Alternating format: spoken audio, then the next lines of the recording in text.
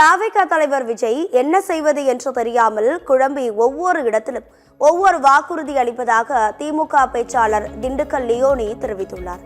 சென்னை அடுத்த அம்பத்தூரில் தேர்தல் பிரச்சாரத்திற்கு பின்னர் திண்டுக்கல் லியோனி செய்தியாளர்களை சந்தித்தார். அப்போது பேசிய அவர், கலைஞரை மு.க.ஸ்டாலின் கைதி போல் வைத்திருந்ததாக கூறும் முதலமைச்சர் எடப்பாடி பழனிசாமியை பார்த்து பரிதாபப்படுவதாக குறிப்பிட்டுள்ளார்.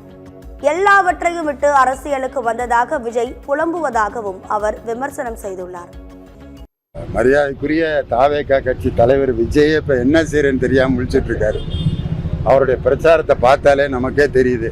இங்கே ஒன்று பேசுகிறாரு, அங்கே ஒன்று பேசுகிறாரு, வாக்குறுதி கொடுக்குறாரு. அவர் திடீர்னு பார்த்தா எல்லாத்தையும் விட்டுட்டு வந்தேன்னு அழுகுறாரு. இன்னொருத்தர் அவங்க கட்சியில் இருக்கவர் 5 வயசில் எங்கள் அம்மா இறந்து போயிட்டாங்க, அதனால் எனக்கு ஓட்டு போடுங்கிறாரு.